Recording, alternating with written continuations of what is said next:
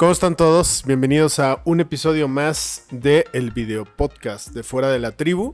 Con mucho ánimo después de una jornada muy intensa del pasado domingo. Estamos grabando en martes desde Guadalajara, Jalisco, donde está haciendo un calor de los 1000 demonios. No se los recomiendo. Pero eso sí, muy contento, sobre todo con mucho que contar, muchos saldos después de esta elección en el Estado de México y Coahuila, que nos coloca ante lo que será, dicen por ahí, la madre de todas las batallas que tendrá verificativo el próximo año, en el 2024, para renovar la presidencia de la República.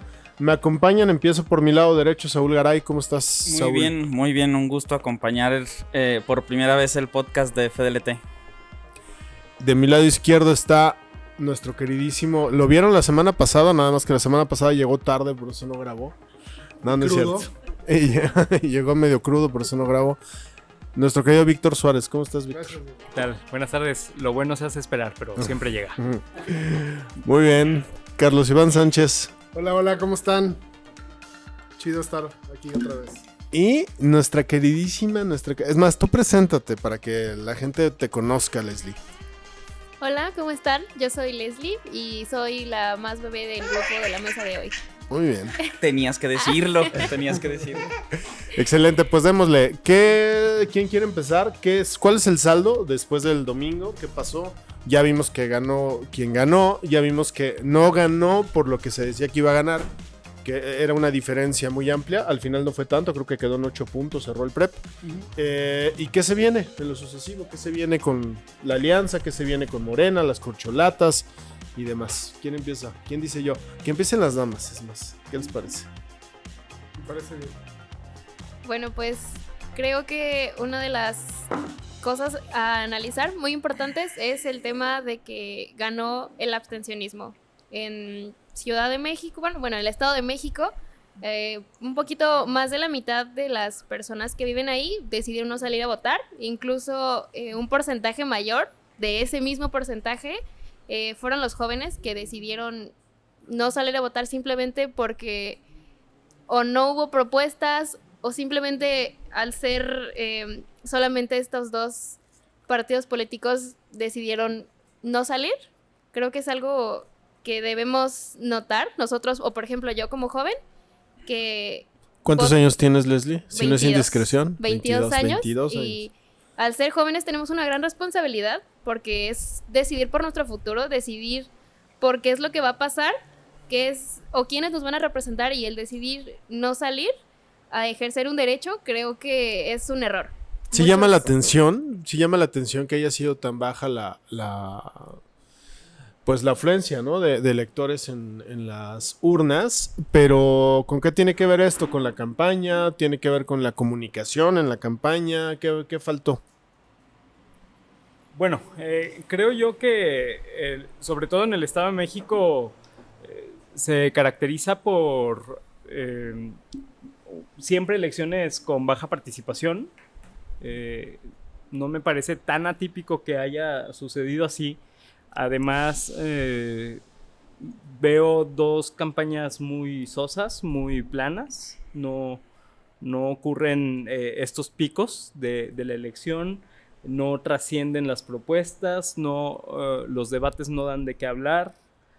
Entonces, me parece que la campaña en sí misma no llama a salir a participar. Y también ocurre este fenómeno de difundir encuestas que a muy temprana hora salen a decir que ya hay virtuales ganadores. Las encuestas de salida. No, encuestas a muy temprana hora de la campaña, dices tú. Sí, a muy temprana hora de la campaña ya las encuestas empiezan a decir que los márgenes van a ser tan amplios que eso me parece desincentiva la participación ciudadana en un proceso que ya está básicamente cantado, ¿no? O sea, un poco de si va a ganar este o aquella para que salga a votar, ¿no? Muy bien, eso puede explicarlo. Carlos. A mí me parece que fue una elección que deja una gran lección a todos los partidos políticos, en principal medida a los de la alianza. ¿Por qué? Porque el PRI me parece que calculó hasta cierto punto un poquito mal en querer descansar la elección en un gobernador, cuando pues ya tenemos la prueba de que todos los gobernadores priistas prácticamente lo que han hecho es dejar hacer, dejar pasar, estar a brazos caídos en las elecciones. Lo vimos en Sinaloa, lo vimos en Hidalgo, y hemos visto estos ejercicios donde pues, los gobernadores realmente no han operado a favor de la marca, ¿no? Entonces creo que no tendría por qué haber sido distinto el Estado de México, y siento que el PRI le apostó mucho a eso. Digo, la prueba está en la recriminación que le hace el dirigente nacional, Alito Moreno, a Alfredo del Mazo, muy frontal, tal cual le dice, sin decírselo, que fue un total traidor, ¿no? O sea, no lo dice. Sí, que le dio la espalda palabras, a los militantes priistas. Que le dio la espalda a los priistas, y que los priistas no la jugamos con él, dichos por él, no la jugamos con él en el ¿17? 17. Sí. 2017, nos la jugamos por él, salimos a pedir el voto por él. La prueba está, y así lo comentó el dirigente nacional, que ha sido el priista que más votos ha tenido. Bueno, después de Rubiel Ávila, ha sido el priista que más votos obtuvo en el Estado de México. Y ahora siento que el PRI, el hecho de querer descansar todo en la operación política, en la famosa operación política del día del territorio y todo eso, creo que pues es una gran lección de que ya no deben de descansar ahí toda la elección, ¿no? Pero aún así, sí cierran la contienda, ¿no? O sea, se esperaba, yo me acuerdo las primeras encuestas, antes de comenzar la etapa de precampaña, le daban 20, 25 puntos arriba a Delfina, y finalmente cierran en 8. O sea, daba la impresión de que sí fue creciendo de alguna manera la candidata del PRI, de la alianza. Sí, totalmente, y es algo que convenía a la alianza. A la alianza le convenía hacer saber, hacer notar que se estaba ensanchando pues la diferencia, ¿no?, entre Alejandra del Moral y Delfina Gómez. Sobre la participación también yo tendría un apunte. Creo que es importante que los institutos electorales estatales se tomen más en serio su trabajo, porque los formatos de los debates ya no son llamativos, ya no prenden, ya no son un evento en el que realmente hay una disputa, en donde hay un contraste de propuesta, de idea, y parte de ello sí tiene que ver con el formato, ¿no? En cómo está pensado el espacio en el que se supone que se discuten y se contrastan esta visión de cómo proponen su agenda política. Pero ¿será algo que tenga que ver con los institutos electorales? Yo creo que más bien tiene que ver con los partidos. O sea, creo que en México, a pesar de que ya existe una democracia, por lo menos del 2000 para acá, estamos hablando ya casi de un cuarto de siglo de vivir en democracia, todavía no hay esta cultura del debate como herramienta real para contrastar con tu adversario, contrastar ideas y recabar votos. Creo que siguen siendo, efectivamente, coincido contigo, Saúl, formatos muy acartonados en donde realmente poco se puede ver quién es más capaz o quién tiene más que ofrecer, y creo que eso en buena medida, como bien dices, explica el hecho de que haya habido tanto abstencionismo. A mí me gustaría preguntarles ahora, ¿qué sigue después de esto? Se dice, desde que yo tengo memoria, siempre se ha dicho que la elección del Estado de México es el laboratorio de lo que va a suceder en la elección presidencial del siguiente año. Bueno, ya pasó la elección en el Estado de México, ahora, ¿qué sigue? ¿Quién quiere? Yo quiero comenzar, y creo que una de las grandes lecciones de las elecciones del 2023, tanto en Coahuila como en el Estado de México, tienen que ver con que los partidos como rémoras, los partidos satélites, ahora sí hicieron valer su peso. O sea, me parece que es un contrastante el escenario de Coahuila, en el que Morena tiene, pues, un contrincante de la Cuarta Transformación, ¿no? O sea, tienes por un lado a Ricardo Mejía y por otro a Armando Guadiana, que ambos enarbolan la misma bandera, y sí termina por dividir, ¿no? Y ese conflicto nace esencialmente de que Ricardo Mejía no reconoció la derrota en la encuesta interna de Morena como pues un método pues legítimo, ¿no? Para presentar la candidatura de la Cuarta Transformación, cosa que no sucedió en el Estado de México, donde al revés, tanto Partido Verde como Morena y el PT, pues fueron en completa alianza, ¿no? Y entonces ahí podemos notar que hay un realineamiento constante de intereses entre los diferentes actores políticos, no solo a niveles locales, sino también, como lo vimos a nivel nacional, que el Partido Verde y Partido del Trabajo terminan declinando por Guadiana sin siquiera tener contacto con el candidato con el que estuvieron abanderando toda una campaña, ¿no? Entonces eso te habla de una degradación de la democracia en beneficio de, pues, los intereses, ¿no? A final de cuentas, creo que mucho de lo que mostró esta campaña fue eso, como la realineación de los intereses que van a ser determinantes según, pues, los actores que están en juego. Y ahora que lo mencionas, justo mientras estamos grabando esto, la noche de ayer se filtró que el presidente tuvo una reunión con sus 4 precandidatos. A mí no me gusta decirles corcholatas, se me hace, pero bueno, él mismo los llamó así. Se reunió con ellos y hoy Marcelo Ebrard tiene una rueda de prensa en unas horas más para anunciar lo que parece ser una propuesta para el método de selección de candidato, ¿no? ¿Cómo llegan los partidos, Víctor? ¿Cómo llegan sobre todo las coaliciones? ¿Cómo llega el PRI después de esta derrota? Pierden un bastión de 94 años. ¿Cómo llega Morena después de esta victoria? ¿Qué nos espera para el siguiente año electoral presidencial? Sí, a mí me parecería muy, muy importante, Gonzalo, señalar en el caso de la alianza qué sigue para ellos. Van a tener que tomar estas semanas para hacer un ejercicio en el que analicen qué fue lo que no funcionó en este formato. No funcionó la candidatura en el caso del Estado de México o no funcionó la alianza como un formato de propuesta a la ciudadanía, o tal vez lo que no funcionaron fueron las propuestas. ¿Qué es lo que los lleva a no ganar el bastión más importante que tenían durante estos 100 años, ¿no? ¿Pero tú lo veías ganable? No, en esta elección no. Yo creo que el Estado de México, el PRI lo pierde desde mucho antes. Recuerdo en la elección de Del Mazo, el margen era muy, muy mínimo con Delfina. Se lleva el PRI la gubernatura con 190,000 votos aprox, y en la pierden por casi 500,000 de votos. Me parece que ya se había perdido desde mucho antes de que comenzaran estas elecciones el Estado de México, pero sí tendría o sí vería necesario que la Alianza Va por México haga un ejercicio y sepan determinar qué fue lo que no funcionó ahí. Me parece Morena en sus cálculos no veía en el caso de Coahuila una factibilidad de poder ganar. Me parece que... Y entregaron la plaza. Exactamente. Ahí hay como ponerse de acuerdo y decir esto para ti, esto para mí. ¿Qué tendrían que analizar? Pues justamente lo mencionas, tienen una cena ayer con gobernadores, las corcholatas, y van ya preparándose para lo que viene.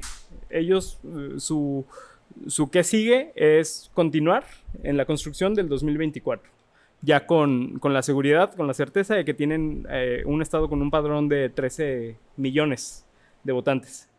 Y hacia allá caminan las cosas en lo interior de los partidos y de las alianzas. A ver, pero hace falta más pimienta, porque aquí nadie se está aventando a decir realmente qué va a pasar. A ver si Carlos sí se avienta a decirnos qué va a pasar en el 2024.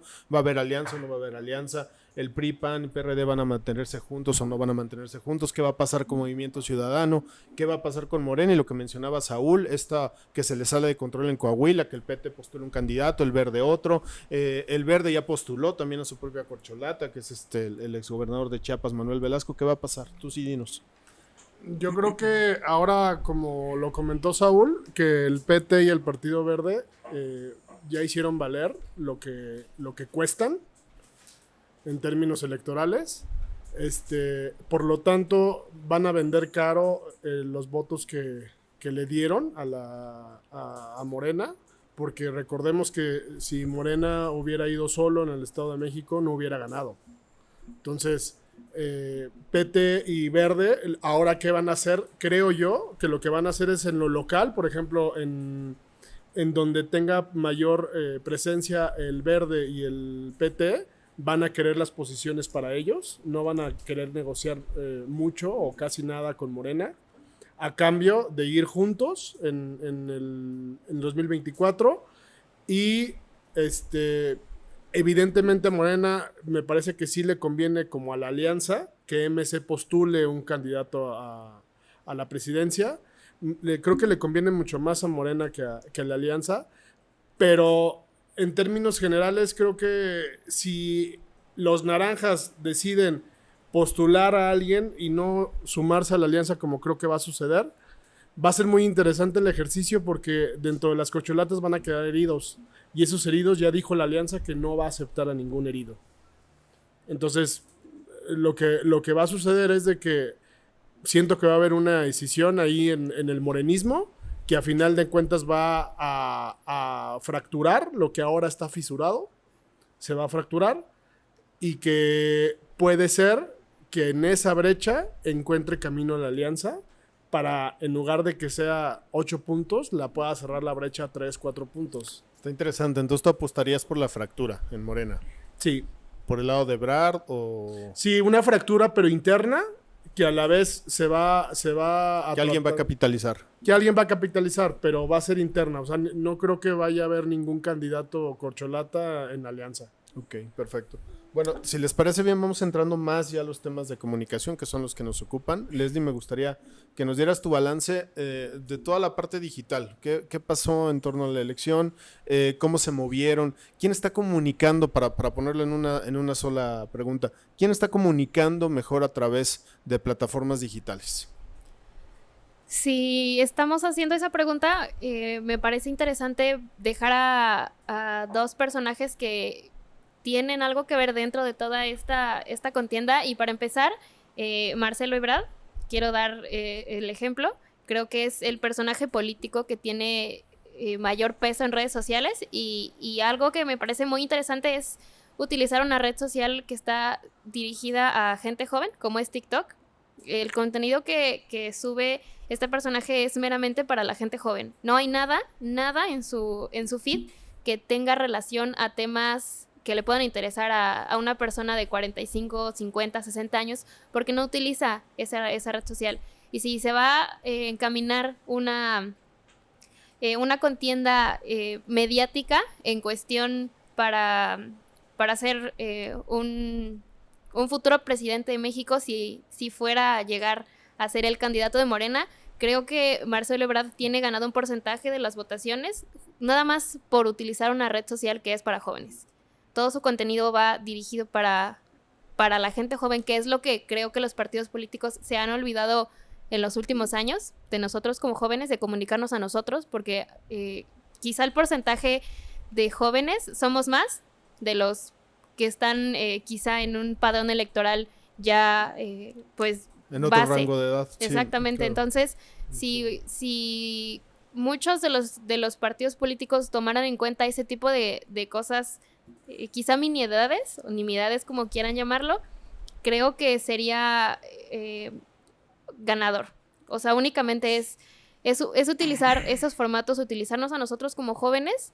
Y creo que otro ejemplo de cómo las redes sociales hicieron valer el voto, hicieron ganar, es a Samuel García. Si no hubiera sido porque Mariana, su esposa, tiene años siendo influencer, tiene años subiendo contenido en redes sociales, tiene años compartiendo su vida pública y haciendo pública su relación con Samuel, creo que si no hubiera sido por esa pequeña herramienta, Samuel ahorita no estaría en la posición en la que está. Ese es un buen tema, Leslie, porque y creo que vale la pena tocarlo, porque ciertamente el TikTok de Marcelo sube contenido que nada tiene que ver, ya no digas con cuestiones que tengan que ver con adultos, sino con su posición. Es decir, en su TikTok él se olvida que es un canciller, él se olvida que es un precandidato, él se olvida de toda la trayectoria que tiene y sencillamente se ríe de él mismo y a partir de ahí busca conectar y busca darse a conocer. Al final tenemos que ver las plataformas digitales todas como estos espacios para darte a conocer. Lo primero que necesita cualquier candidato para ser votado es que lo conozcan. Si no te conocen, ¿cómo te van a votar? ¿No? Creo que en ese sentido el apunte que haces es bastante adecuado, porque ciertamente yo no he visto a otro político, digo, por ahí hay algunos casos, ¿no? algunos que estamos impulsando acá en Fuera de la Tribu, pero no les vamos a decir. Hay otros casos que también van en esa misma línea, pero qué difícil, Saúl, tú también que ves mucho la parte digital, qué difícil es convencer a una política, a un político, de sencillamente comunicar como persona y dejar de lado su investidura, su cargo o su trayectoria como político. Sí, claro. Creo que uno de los vicios más anquilosados de la política tiene que ver precisamente con la redundancia, ese anquilosamiento, ¿no? O sea, los políticos pudimos verlo en estas elecciones. Quizá el que mostraba una imagen de jovialidad más creíble era Manolo, ¿no? Manolo Jiménez.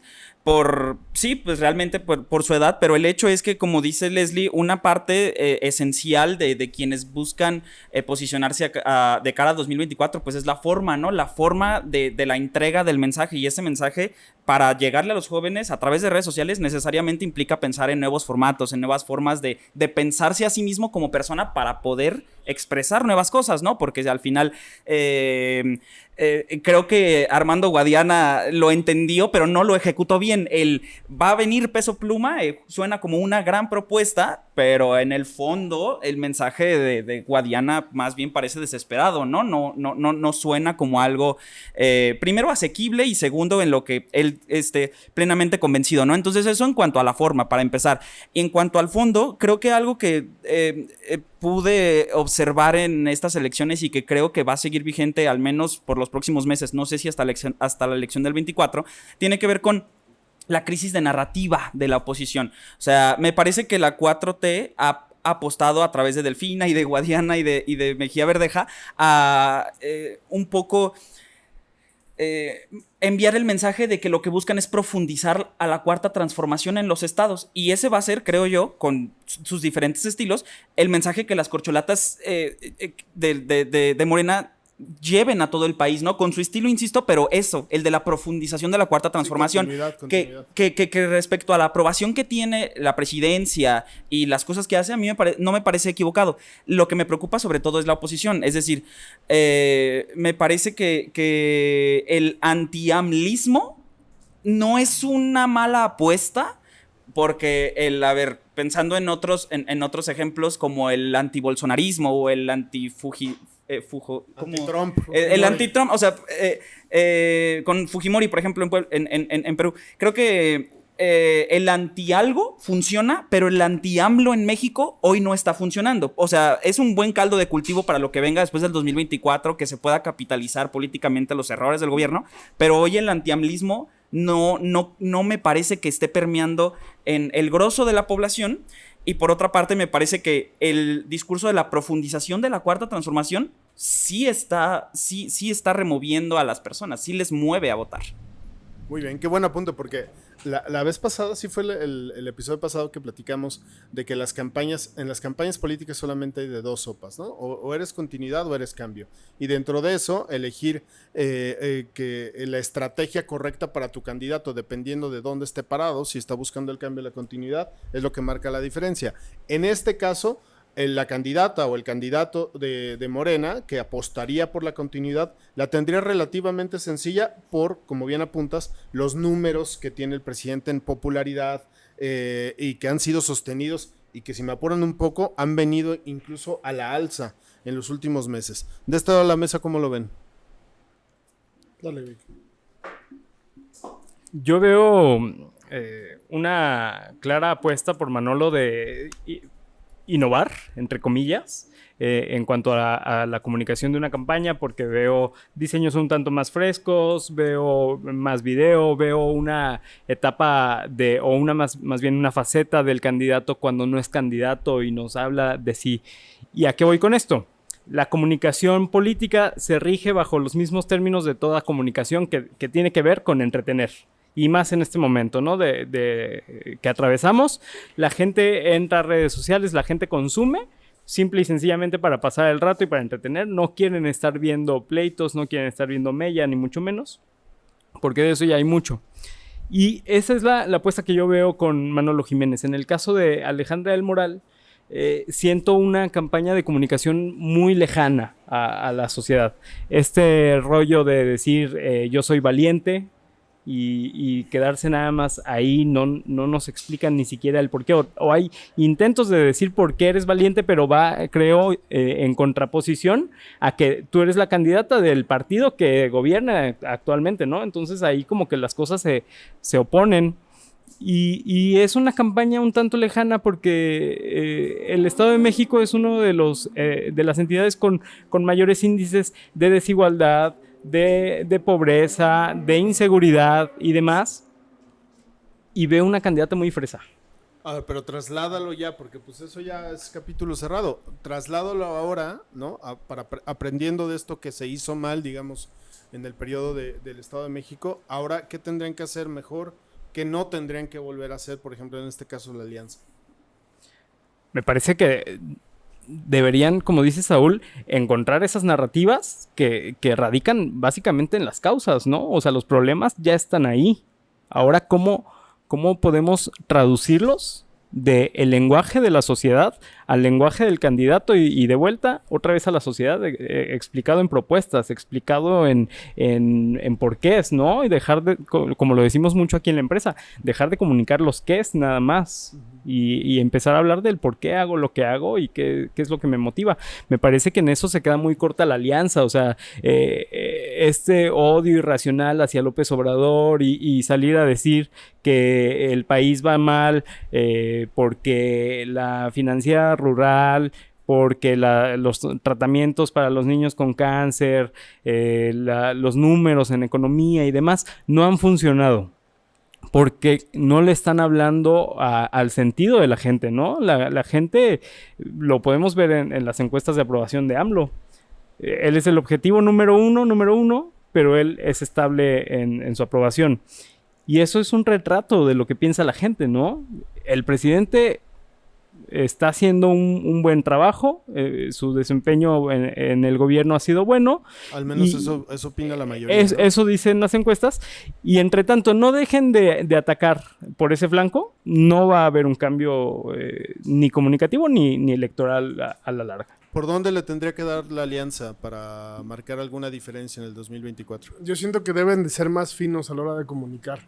Y con ser más finos me refiero a que si se fijan, la narrativa de la que estamos hablando se centró en decir Morena es un desastre para gobernar, Morena no sabe gobernar, nosotros sí sabemos gobernar, Morena está destruyendo a México, ¿me explico? Pero me parece que hay que ser mucho más finos a la hora de comunicar, que me centro en lo que comentaba Víctor, que era los qués, ¿no?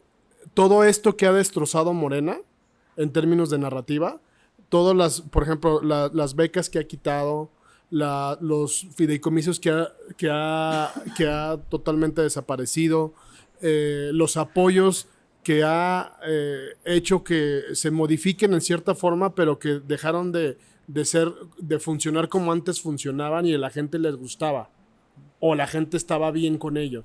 Caso concreto, el de los niños con cáncer. Uh-huh. Por ejemplo, yo sé que es una bandera muy sensible, pero o sea, somos expertos en eso, podemos encontrar la forma de comunicarlo.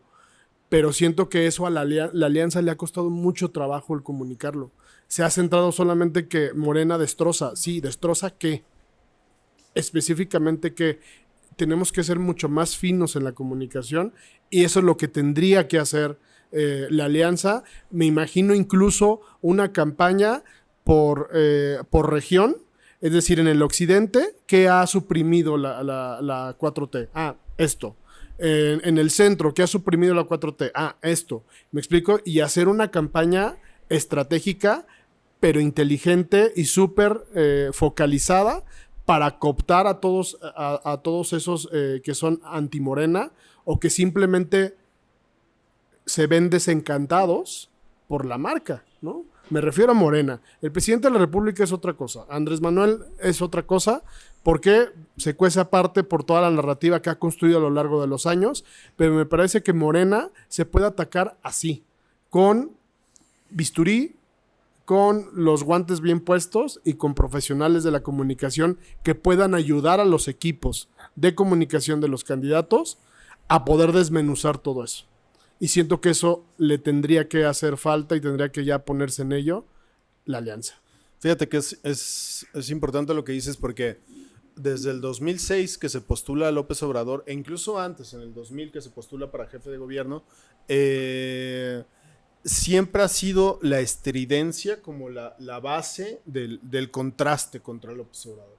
La estridencia, el grito, y hay que decirlo, a ver, yo no tengo empacho en señalar que muchas de las veces que el presidente ha señalado que detrás hay un clasismo velado y hay esta sensación de superioridad, hoy lo vimos, ¿no? Ahí nos pones, yo fue al rato la rolita que supérame. Muy buena, ¿eh? El presidente, en muchos casos tiene razón, ¿no? Creo que la oposición, comparto con Carlos, tendría que ser más fina a la hora de ejercer sus contrastes, ¿no? Que se trate menos de la persona y más de los hechos, que se trate menos del presidente y más quizá de su gobierno como tal, de sus secretarios, de sus funcionarios, ¿no? El presidente, yo coincido también en que tiene ya un mecanismo, un teflón, ¿no? Evidentemente no soy el primero que lo dice, va a ser muy complicado desgastarlo porque, ojo, y esta es una primicia que les doy, que me aviento a darles, la popularidad del presidente va a crecer, porque la idea de que ya se va y este tema de la nostalgia de que ya se va a generar un eco y una caja de resonancia que va a hacer que su popularidad suba, ¿no? Al tiempo. El tiempo me dará la razón o no me la dará, no sabemos. Pero sí es importante que la oposición, sea cual sea la de un partido o de otro, tome nota de esta parte. Porque llevan 4 años, más de 4 años, casi 5 años, ejerciendo esta presión a partir de la estridencia sin resultados. Porque la popularidad del señor y de su gobierno, pues ahí está. Leslie. Hay algo que se me quedó grabado de la rueda de prensa que tuvo la alianza, la de Va por México, sobre todo el tema electoral que viene para el 2024, en decir que iban a recorrer los 32 estados, que iban a hacer, bueno, lo van a hacer, y justo tocar lo que dice Carlos, si lo vas a hacer, ¿cómo lo vas a comunicar? Es importante que vayan pensando en los formatos, que vayan pensando en cómo modificar la narrativa, y no solo voy a atacar a Morena porque Morena ha destruido México. México ha estado destruido toda la vida. No es algo nuevo, no es algo que nosotros no sepamos, no es algo que nosotros no veamos o no es algo que nosotros no leamos. Solo cómo lo vas a hacer diferente. ¿Cómo me vas a hacerme darme cuenta que Morena sí destruyó a México, a pesar de que está destruido? Entonces, como sea pues esta Va por México, ¿qué va a ser diferente? Y si Movimiento Ciudadano decide no entrar a toda esta alianza, esta coalición, ¿qué van a hacer ellos diferente? Porque si bien se sabe que hay 3 personajes que están listos o están ahí para ver quién va a ser de ellos, quién va a subir, son personalidades distintas y cada uno tiene su forma de comunicar, cada uno tiene su forma, sus formatos y sus narrativas, y si Movimiento Ciudadano va a hacer lo propio, si se va a subir como Movimiento Ciudadano solo, necesita encontrar una estrategia, no solamente para hacer un ataque, sino para hacer 2 ataques, hacer un ataque a Morena, hacer un ataque al PAN, al PRI, al PRD. ¿Qué es lo que va a ser diferente? Creo que va a ser interesante ver cómo va a ser esta pelea, esta lucha de quién va a comunicar mejor, cómo lo va a comunicar, y los formatos, cómo los van a hacer diferentes ahora, porque yo insisto en que nosotros como jóvenes tenemos una responsabilidad muy grande al poder decidir cómo va a ser nuestra vida en los próximos 6, 12, 24 años. Tenemos una bandera, un estandarte sumamente fuerte, y creo que hemos dado pues ejemplo de que siendo unidos, siendo conscientes y siendo un poco más inteligentes quizá, tenemos una responsabilidad y tenemos nosotros el poder de decidir, y si nosotros decimos no, es no. Entonces me va a parecer muy interesante qué va a hacer la alianza, qué va a hacer el Movimiento Ciudadano y qué va a hacer Morena, simplemente para comunicar campañas. ¿Cómo lo van a hacer? ¿Qué van a hacer diferente a lo que han venido haciendo 90 años, 30 años, 10 años? ¿Qué va a haber de diferencia? ¿Y cómo van a modificar sus narrativas a la hora de comunicar, de decir, bueno, el PRI sí, pero el PRI robó más. Ok, robó más, pero ¿en qué robó? Sí, Si creo Morena que esos son aspectos que ya se quedaron cortos, ¿no? Sí, es algo que es repetitivo y por ejemplo, a mí me da flojera. Se tiene que renovar. Sí tienen que ir efectivamente por el voto de los jóvenes, los primeros votantes. que se integran al padrón en este tiempo y que estarán votando por primera vez en el 2024. A mí me gustaría, antes de concluir, si les parece bien, un apunte. Ya hablamos de la alianza, ahora hablemos un poquito de Morena. Tampoco en Morena las cosas están sencillas. Ya lo mencionó Carlos, este riesgo de que haya una ruptura. ¿Qué tendría que hacer, independientemente de quién vaya a ser el candidato o la candidata? ¿Qué tendría que hacer para capitalizar todo esto que les deja López Obrador, ¿no? No solamente la popularidad de él en cuanto a su nombre, sino también la buena posición en la que deja Morena. Digo, Morena al día de hoy va a gobernar prácticamente el 70% de los habitantes de este país. Va a tener, si no me equivoco, 23 entidades federativas entre aliados y las propias. ¿Qué tiene que hacer el candidato o la candidata de Morena para capitalizar todo esto que le va a quedar en la mesa? Yo creo que primero tiene que pensar en que tiene que superar dos retos. El primer reto que tienen las corcholatas de Morena es pensar en que si no van unidos, difícilmente van a ganar. Y creo que eso lo demuestra un poco la lectura de Coahuila. Es decir, necesitan al Partido Verde, necesitan al Partido del Trabajo, pero también necesitan las estructuras de Monreal, también necesitan a la gente de Sheinbaum, ¿no? O sea, al final de cuentas la victoria de AMLO en el 2018 no se construyó sola, y creo que el propio AMLO ha tomado las riendas de la sucesión. Creo que se está tomando en serio como él mismo dijo, no cometer el mismo error de Lázaro Cárdenas. Entonces, lo primero es eso, ¿no? Creo que tendrían que asumir que sin unidad difícilmente pueden tener una victoria contundente. No quiero alejarlos de esa posibilidad, ¿no? Pero una victoria contundente como hoy la marcan las encuestas solamente, creo yo, es posible con la unidad completa de quienes hoy conforman la coalición de Juntos Hacemos Historia. Eso por un lado. Y creo que por el otro, necesariamente leer y hacer un intento por entender por qué la gente aprueba tanto el gobierno de López Obrador, ¿no? Hacer un intento por comprender cómo sienten las personas y cómo les impacta en su vida tener una pensión al triple de la que recibían, claro, hace 4 o 5 años, ¿no? ¿Cómo impacta el hecho de que haya becas universales para las personas del bachillerato, ¿no? O sea, creo que más allá de los calificativos, ha habido poca disposición de la oposición por meterse a ese fondo, ¿no? A comprender por qué la aprobación. Y cuando las mismas corcholatas comprendan el por qué la aprobación, podrán imprimir su propio estilo a esos buenos resultados que pues, sí pueden abrazar porque forman parte de este proyecto. Pero ese proyecto, insisto, ¿no?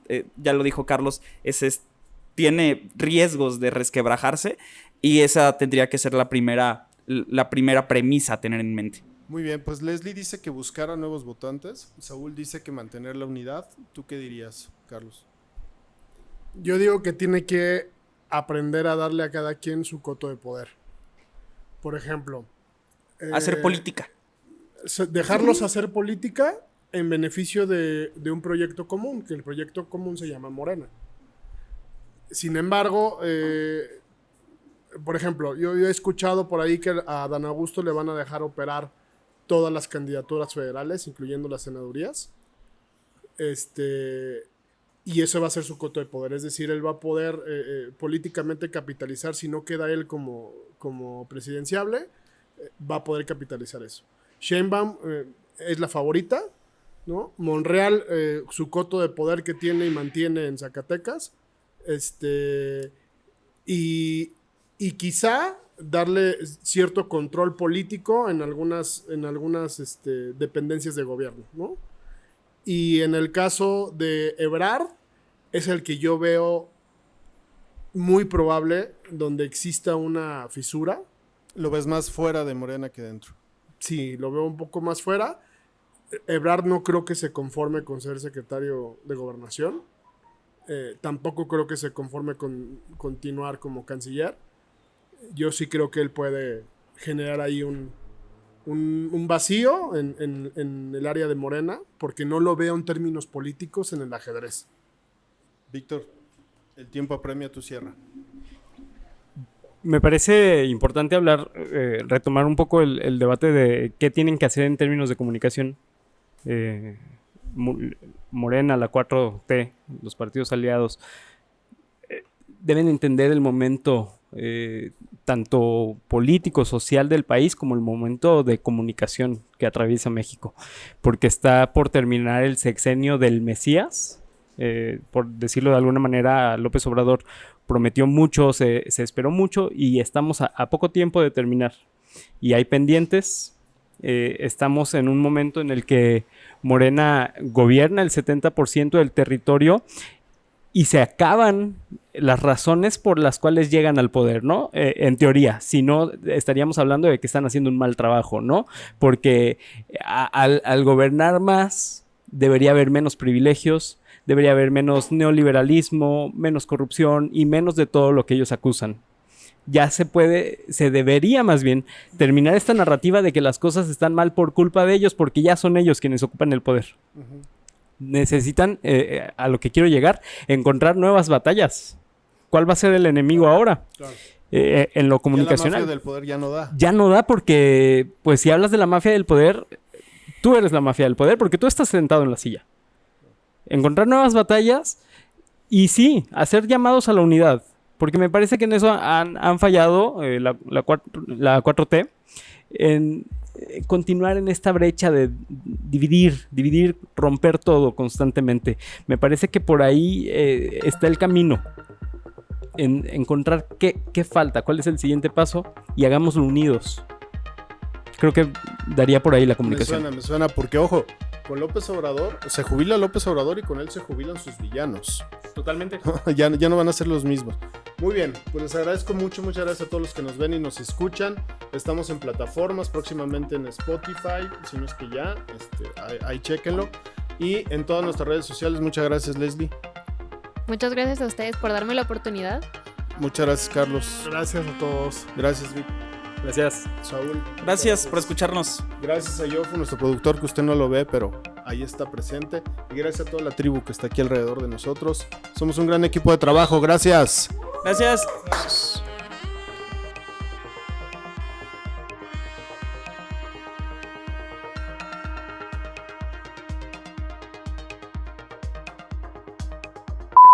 Bienvenidos a un episodio más de El Video Perdón, otra vez, güey.